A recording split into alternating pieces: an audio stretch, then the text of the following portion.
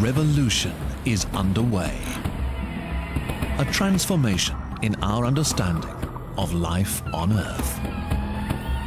Using new technologies, reaching for new insights, scientists are writing a new history of the animal kingdom. By studying nature's unsung heroes, creatures almost beyond our imagination, they're uncovering the deepest roots of our own origins. The whole field is open again. We're back to investigating where we came from. It is the story of animal life and how it came to be. An epic tale that can finally be told. Like all good stories, it begins with a quest for basic answers about life itself. Where did we come from? Was there a first animal, one that gave rise to us all? I'm obsessed with learning where we came from. Where did the organisms come from that gave rise to complex animals? Incredibly, a first animal group has now been identified. A mysterious creature whose descendants are still alive today. They're just so alien, so old, so ancient, and so different to anything else you find. They're just magnificent. Join us now on the search for the first true animal, the primal ancestor that pioneered the shape of life.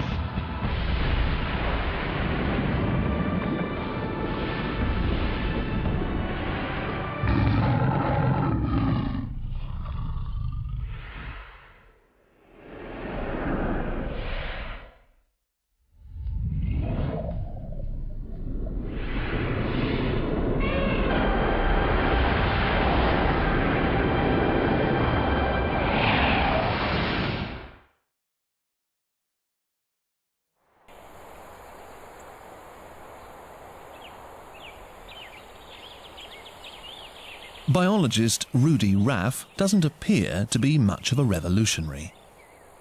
But he is a key scientist who is helping to forge a new understanding of how animals arose on Earth. He's helping to reconstruct a radically new history of animal life. 50 years ago, people would have thought we knew all that there was about animal evolution, about the relations of animals to each other. The whole field is open again.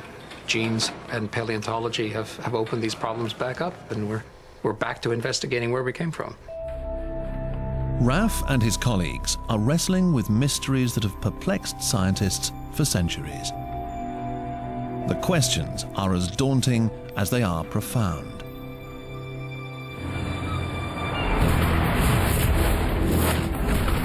How did life on Earth become so diverse, encompassing millions of species?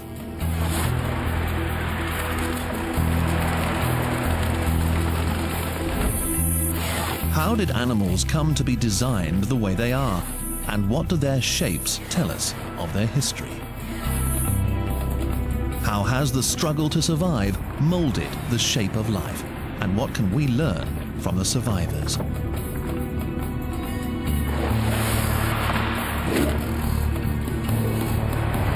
And how did we humans arise from the complex tapestry of life on Earth?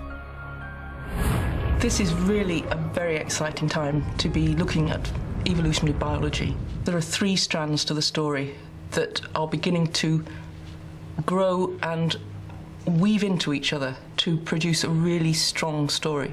The first is paleontology, which is beginning to make new discoveries and has filled in a lot of gaps in our knowledge of extinct animals.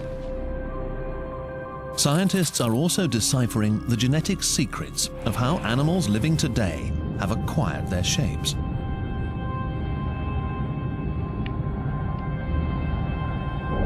And finally, we can combine DNA sequences and anatomy to construct the animal family tree in powerful new ways. Over the past roughly 2 decades, The tools are there, coming from genetics and molecular biology, recombinant DNA work, and classical embryology and paleontology. All these different fields are all coming together, and all of a sudden people are talking to each other who never had any opportunity or reason to before.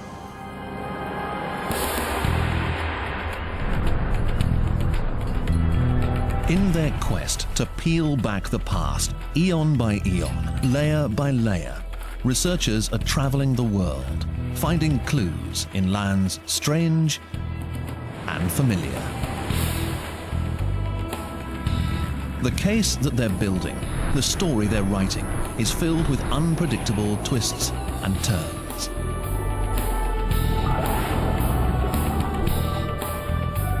It is a voyage through time, an adventure in natural history, a story full of unknown characters and unsung heroes. This is not some ancient, slow, stupid creature.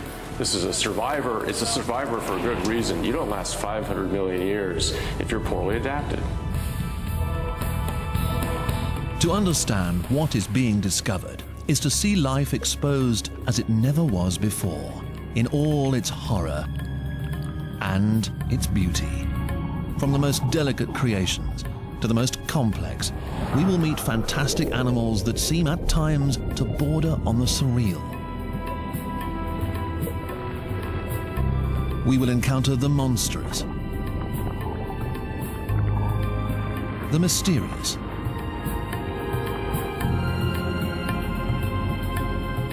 and the truly marvelous.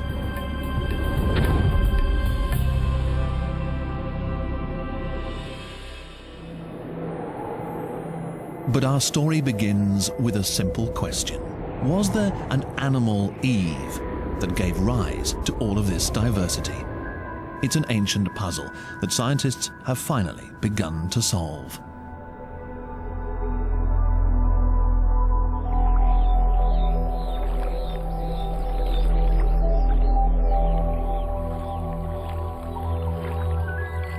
The search begins in Indonesia, a nation of 17,000 verdant islands strung like jewels between the Pacific and Indian Oceans.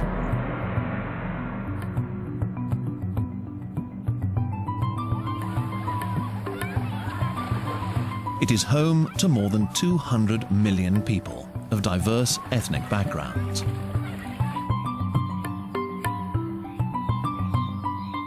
It also nurtures an enormous diversity of other living things.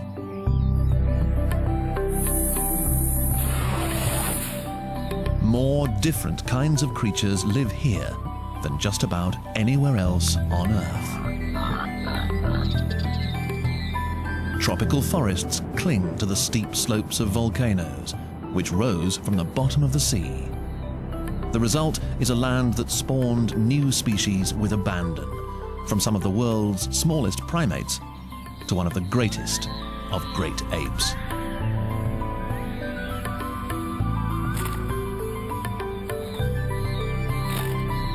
This kaleidoscope of life is a lure for scientists, especially those trying to sort out the evolution of animal life. Among them is Spanish-born biologist Cristina Diaz. She hasn't come to the island of Sulawesi for its lush forests, but for the diverse community that thrives in its undersea domain. For me, a biologist, to be here in Sulawesi, it's an event beyond my dreams. As it is one of the richest places on Earth in terms of biodiversity, and this makes me feel like I'm one of the luckiest people in the world.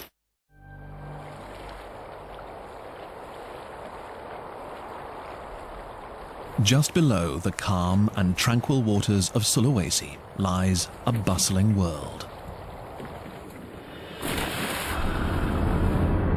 It is a place we can visit only briefly, but it's home to a spectacular variety of animal life.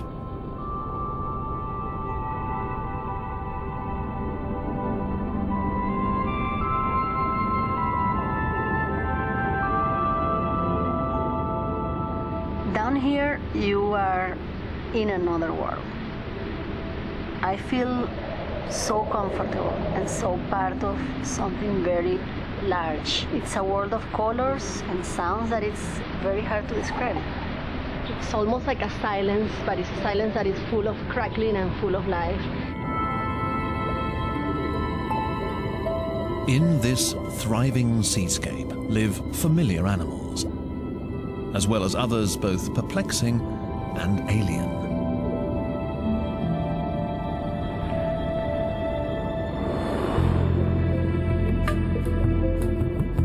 Where others might see a collage of colors and shapes in these waters, Diaz sees pattern and order. I am a taxonomist, and as a taxonomist, what we do is that we attempt to organize the incredible diversity of life that surrounds us.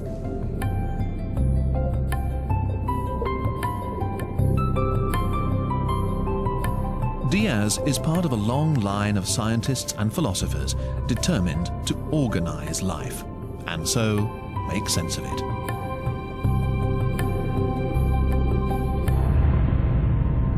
This desire to categorize living things is almost as ancient as science itself. Aristotle was perhaps the first to codify a system for classifying animals by their internal and external similarities. During the mid-1700s, the Swedish botanist Carolus Linnaeus developed a standard method for naming organisms. He introduced the idea of genus and species. To him, animal organisms were perfect and unchangeable creations. 100 years later, Charles Darwin shook the world. His theory said that species could actually change over time. What's more, it also implied that all animals may have descended from a single common ancestor.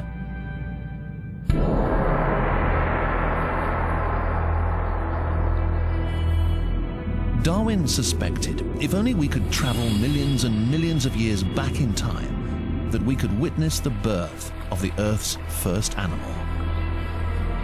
In the beginning, the Earth was devoid of living things. Then, about 3.5 billion years ago, something completely new appeared: life. For 2.5 billion years, single-celled organisms dominated the Earth. They were minuscule creatures, completely enclosed in a fragile membrane. These were living, pulsing beings, but they weren't animals. Somehow, cells developed a language that allowed them to work together. When they did, it was a turning point for life on Earth. The very first animal had begun to take shape. But what was this first creature?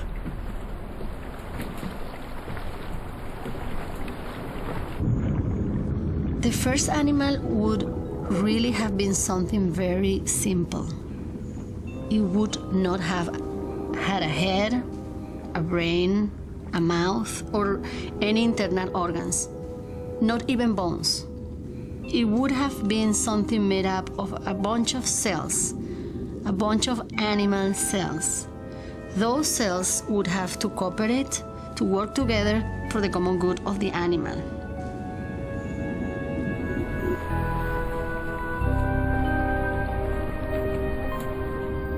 Incredibly, such an animal still exists, and it thrives in these waters. And that is why Diaz has come to Indonesia. Okay, here we are. Here you have the city of Nado, and to the north you have Nado Tua and Bunati. Local legend Hans Batuna is a retired medical doctor, affectionately known as the grandfather of diving in northern Sulawesi. There are caves in any And there are caves there, especially in Nado Tua. Batuna knows exactly where Diaz can find what she's come to study and points the area out to her. What's around there. And there's a very deep trough here, and here the Mariana troughs are. He tells her that she must go to the foot of a volcano called Manado Tua. Bigger. She must look for a reef that ends in an underwater wall, plunging hundreds of feet into the depths. There, she will find what she seeks.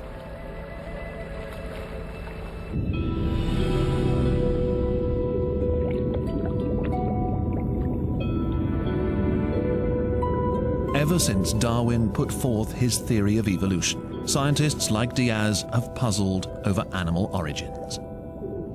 At long last, she and others think they have found a creature that links us to a moment in deep time, to the first animals of Earth. It is a creature that is somewhat alien in its appearance, a being without a nervous system, muscles, limbs, or a brain. Its body is defined by a loose assemblage of cells.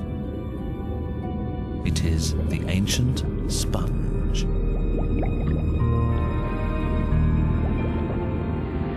When I encounter a sponge, it just takes my breath away. I just want to stop and look. You know, they're just so alien, so old. I mean, so ancient and so different to anything else you find in the bottom of the sea.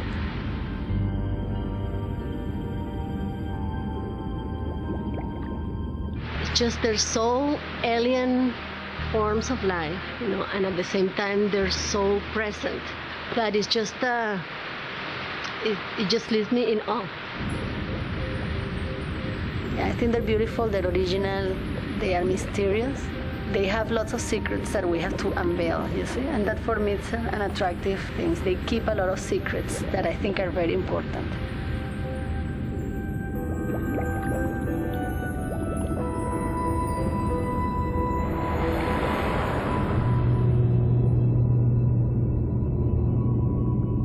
Sponges don't give up their secrets easily.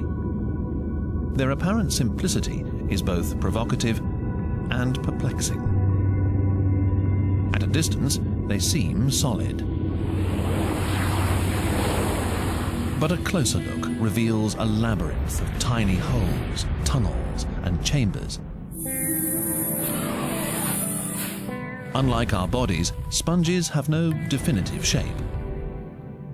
They are as varied as their many habitats.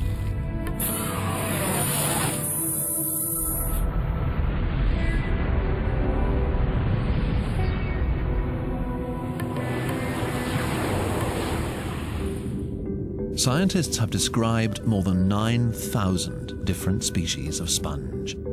They thrive in salt and freshwater environments around the world, turning up in the most bizarre and unexpected places, from the frigid waters of the poles to the warm seas of the tropics.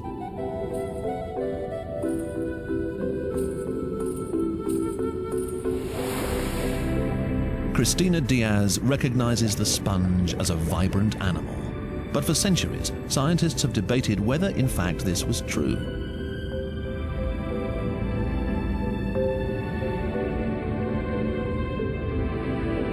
Even today, it stretches the imagination to think of this odd organism as an animal. To the untrained eye, it barely seems alive at all. When we think of animals, we conjure up something entirely different. Animals move. They feed themselves.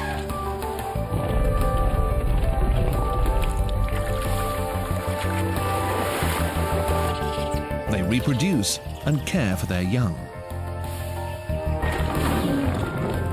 They engage in fierce territorial battles. In comparison, a sponge seems lifeless.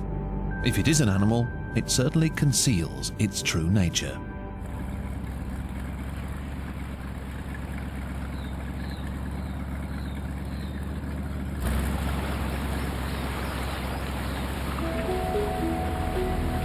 To help her unravel the mysteries of the sponge, Diaz has teamed up with biologist and conservationist Mark Erdman.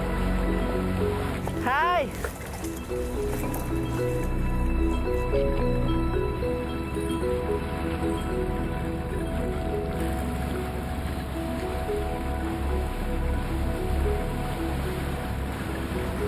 Hi there, Christina. Hi. Welcome to Bunaken. Thank you.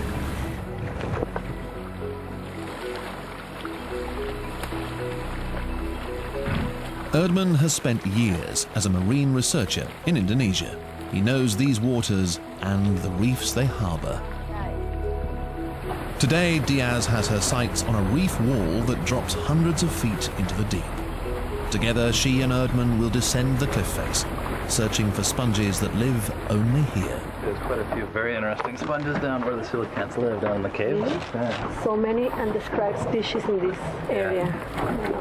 The samples they collect will provide a window into a fascinating world, the microscopic realm where sponges are most active and dynamic.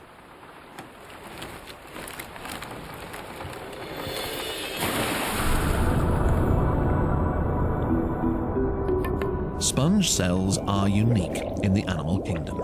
But in order to study their miraculous abilities, Diaz and Erdman will have to gather living samples and transport them to the lab.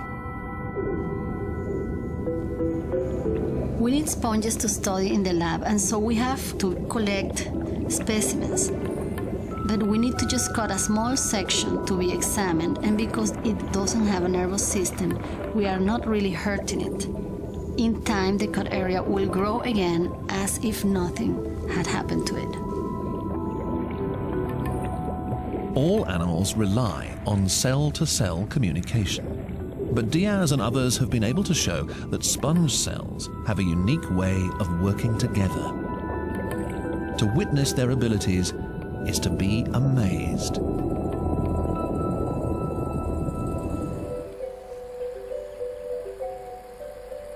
Unlike most of our cells, those of sponges retain a special freedom. Over several hours, they begin to come together, building many new sponges.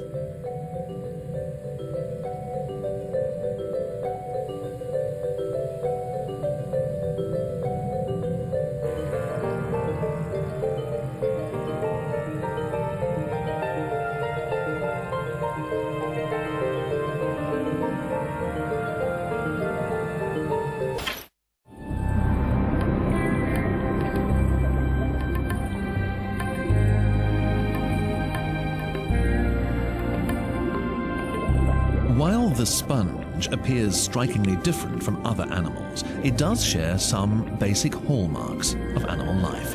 Its cells are held together in part by a protein called collagen, which is possessed by all animals on Earth. Collagen, which is the most abundant protein in the animal world, forms the supportive system for the sponge body. So either in the form of small fibers that all sponges have that give support to the cells, or in the form of strong and stout fibers that give rigidity and support that the sponge needs to achieve larger sizes. Most people, when they think of a sponge, they think on their bath sponge. And when you have a bath sponge in your hand, what you're holding is a soft skeleton that is made of collagen. But unlike the bath variety, many sponges aren't soft at all. In addition to the soft collagen of the bath sponge, many have millions of brittle crystalline spicules embedded in their bodies. Spicules are microscopic structures that help give a sponge its rigidity and form.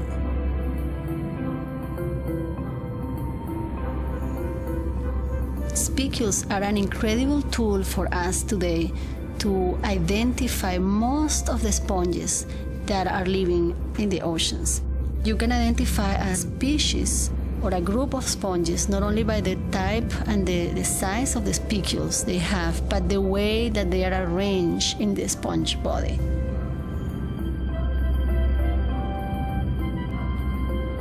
For most sponges, the glassy spicules act as a kind of fingerprint. Magnified, their dazzling array of shapes and sizes are as beautiful as they are unearthly.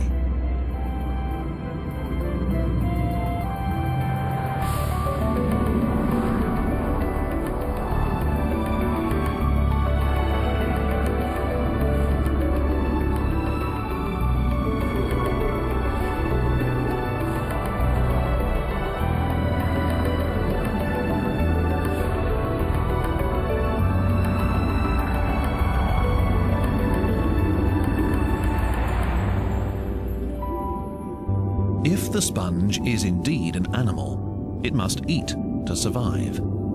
How does it feed itself when it has no obvious mouth? A sponge is actually a fantastic pump which requires an incredible coordination of cells to function. It's a living filtering machine. It lives by sucking in water and filtering out food particles. These seemingly motionless creatures are actually working extremely hard in order to feed. Imagine that to get an ounce of food, a sponge has to pump over a ton of water through itself. Now, can you imagine doing that yourself? Drinking a ton of water to get an ounce of food to your body?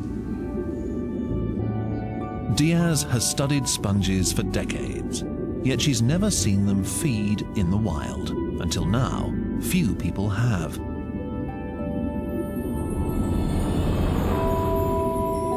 To make the invisible visible, Diaz injects a harmless colored dye into the water near the body of a sponge. One of the ways we can test for the rate of water flow that moves through the sponge body is to inject a colored dye and measure the speed at which it is pumped through the sponge. Actually, for me, this is the first time I've done this, and I've been really looking forward to the opportunity for years. And I'm so excited to try this experiment. When I start seeing the color dye coming out of the sponge in less than 2 seconds from when it was applied, I could not believe my eyes. This steady and strong continuous flow of water continuously coming out of the sponge was an incredible realization of the dynamic existence of this organism.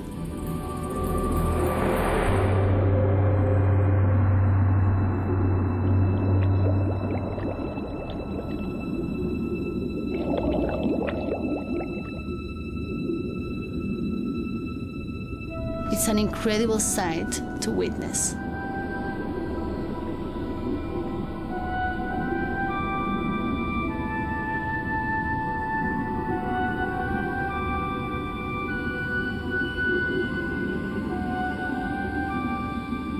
These ghostly exhalations are proof that the sponge is actively pumping.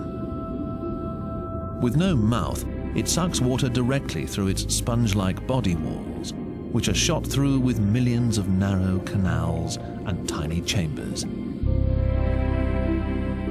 How does it do it? What secrets hide within the belly of this beast?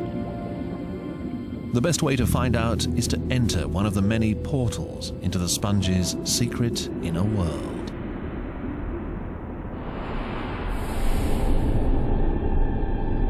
Drifting along with countless single-celled organisms, we feel the tug of a current. In the wonderland within, this sponge's cells all work for the common good, but they do it in wildly different ways. As the current draws us on, we pass sponge cells that are making new spicules.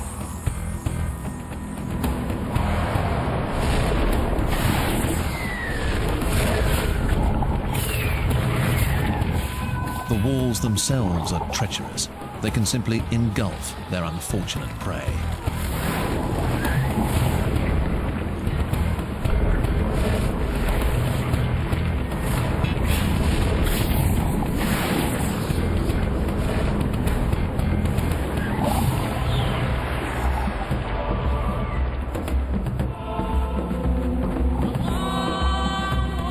As we are drawn through ever narrower passages, the current slows until we burst into one of the sponge's millions of tiny, beating hearts.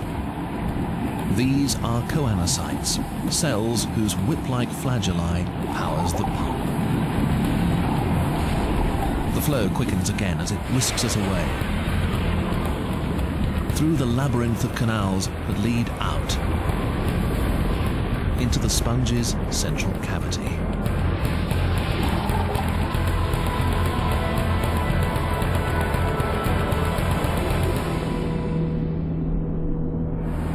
What once seemed barely alive is actually a living animal, more complex than we could ever have imagined.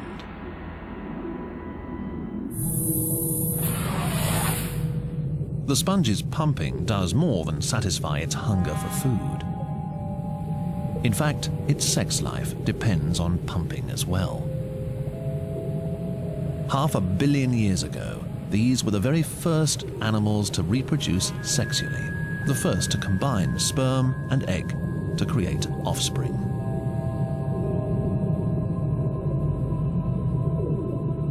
Set adrift, some sperm will be lucky enough to enter another sponge of the same species. If the sperm are truly fortunate, they will fertilize the eggs within.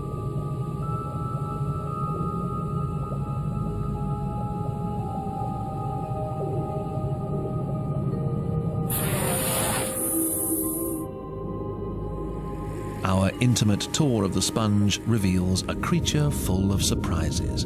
From feeding to reproduction, it engages in elaborate behavior. More than a mere aggregation of cells, the sponge is in fact a living, thriving animal.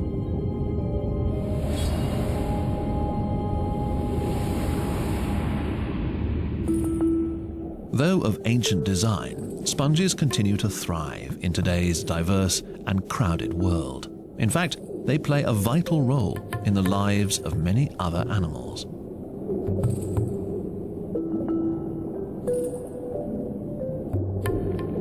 Since they first appeared, sponges have formed a multitude of strange, symbiotic relationships. These sea cucumbers, just a few inches long, take advantage of the sponge's pumping action. As food particles that are too large for the sponge to absorb flow by, the sea cucumbers use their tentacles to snag them. It's a free lunch, all thanks to a sponge. On Indonesia's crowded reefs, sponges provide sanctuary to a whole host of different creatures. Small species of fish hide within their walls or perch cryptically upon their turrets.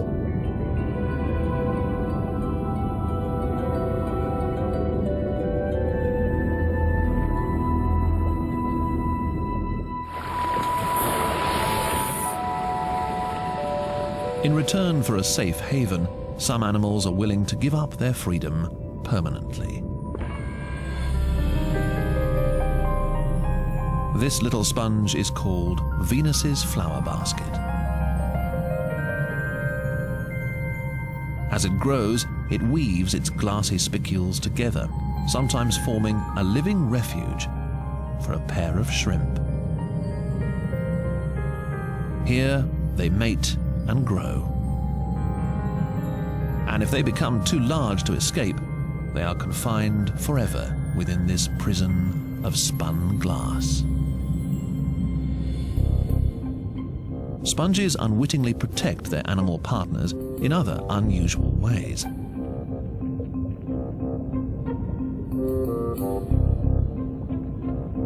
The sponge crab clips off a piece of sponge and then proceeds to wear it like a hat.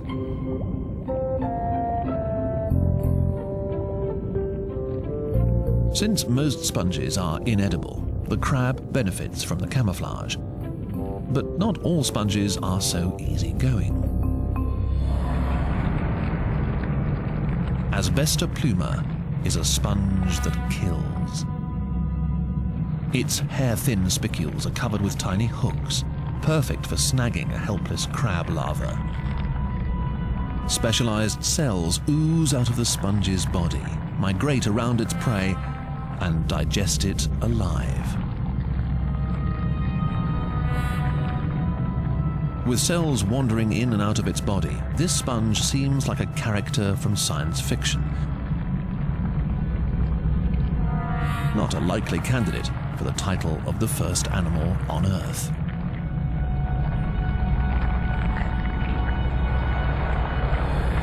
Yet sponges are ancient, so remarkably old that scientists have often wondered if they were our forebears. Could it be that these primitive creatures, so different from other life forms, gave rise to all the other animals, including us. Questions about the origin of animal life have long plagued thoughtful minds.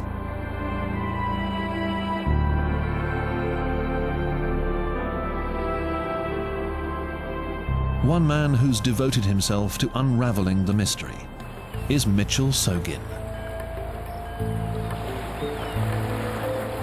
I'm obsessed with learning where we came from. And what I mean by that, not who your mother and father is or your grandparents, but rather where did the organisms come from that gave rise to complex animals like man, other species.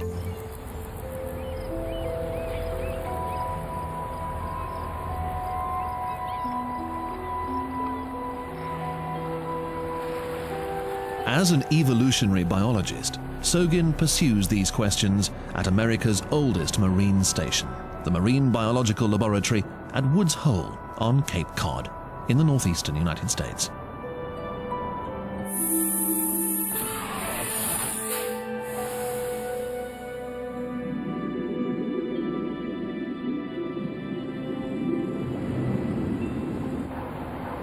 Working here, Sogin was quick to take advantage of promising advances in genetics and computer science.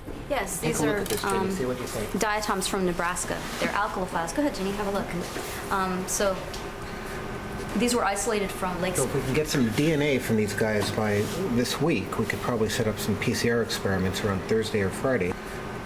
And we should be able to get a sequence from these things. Mm-hmm. As new technology became available, Sogin decided to search the genes of different animals to see if he could demonstrate which one gave rise to all the others.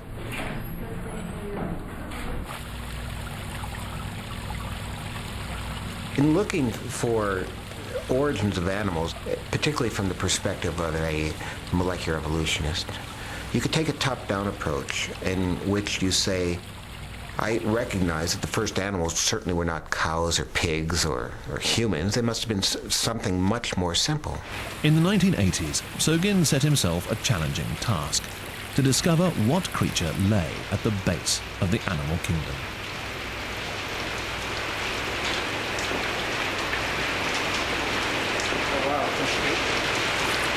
Both of these sponges look pretty good for this time of year, I think, Monica. At the time, some scientists suspected the sponge. To solve the mystery, Sogin decided to look where few had looked before, inside the sponge's genetic code. First, he would have to get a clear view of the DNA inside their cells. It was laborious work, a painstaking process known as gene sequencing. So what we want to do is get some of the healthier tissue here, so we're going to take just the tips. Genetic sequences are very much like blueprints for constructing an organism. It defines everything that there is to know in order to generate a body plan or to carry out metabolisms or physiology. You have a set of genetic blueprints that defines who you are. I have a slightly different set of genetic blueprints that defines me. It's very much like the blueprints for building buildings or cars or whatever it is you have to have a plan for making. We can compare the genetic blueprints of different things. So, for example, I can compare the genetic blueprint of an automobile. I can compare that to a covered wagon. And there are a minimal number of elements in that blueprint that are common between those very disparate kinds of vehicles. I can do the same thing in terms of organisms. Sogin compared the genetic blueprints of sponges to those of other organisms. Just this physical agitation will be enough to disrupt and disintegrate the cells, and we ought to be able to get the DNA out of there pretty easily, Monica. Yeah. He focused on a gene they had in common. But genes are not identical, and their subtle differences would be telling. If the genes of two animals revealed little variation, the animals were closely related. By grouping animals in this way, Sogin could trace a family tree. The animal at the base of the tree would be ancestral, or basal. For a long time, biologists argued that sponges were basal to all other animals in an evolutionary tree. But there really wasn't any objective, certain way to make that claim until the advent of molecular sequencing capabilities. In order to compare gene sequences, scientists must first extract the DNA from the nucleus of cells. The living code can then be reduced to data that the scientists can analyze.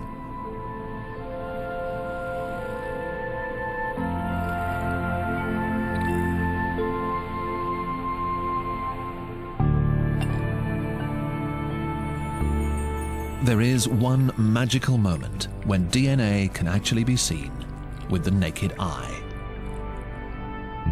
These delicate threads carry the instructions for making an animal and a fascinating record of the way that animal evolved. All animals depend on these same molecules to give their bodies shape and form. This is the very stuff of life.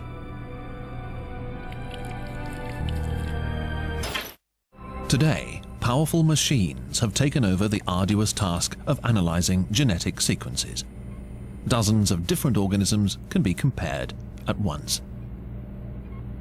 What used to take months of exacting lab work can now be done in a single day.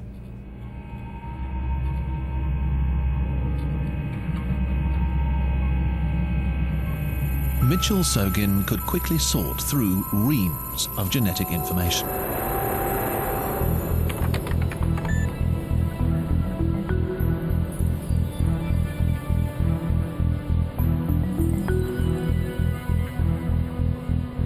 We pick out genes that we think are appropriate candidates to study, and we precisely determine the sequence of that gene from a sponge and compare it to the same gene that you find in a jellyfish, compare that to the same gene that you find in a fly, a fish, a frog, a human, etc.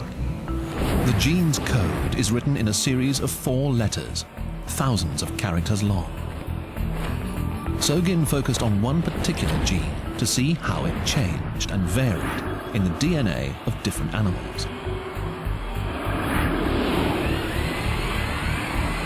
Honing in on a specific region of the gene, he began a search that could lead to insights about the evolution of animal life. As he churned through sequence after sequence, animal after animal, the family tree was slowly revealed.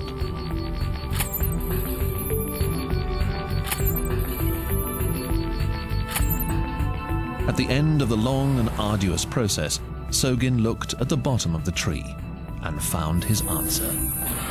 At the base of the entire animal kingdom lay the sponge.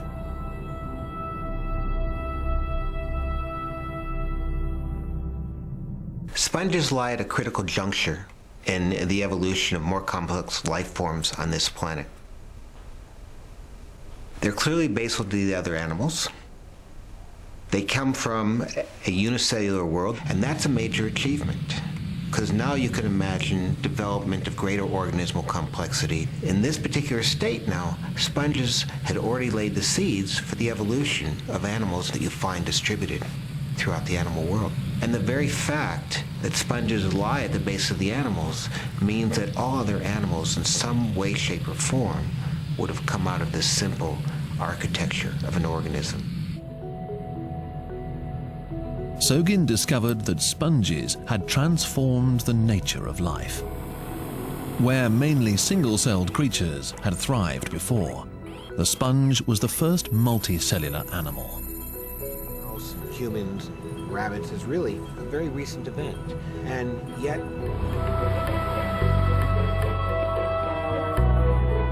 if we were to run the clock of life backwards, condensing hundreds of millions of evolutionary steps into a minute or so, we would come face to face with the simple organism that started it all.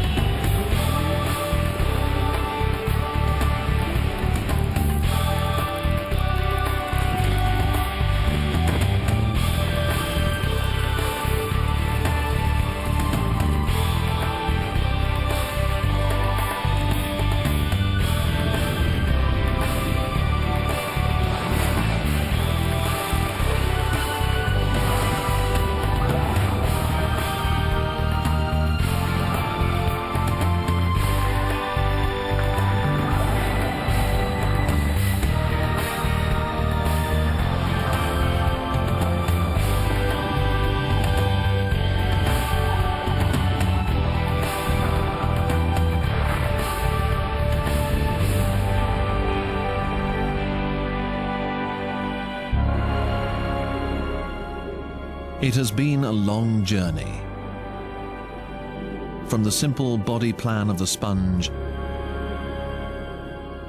to one as complex and sophisticated as ours.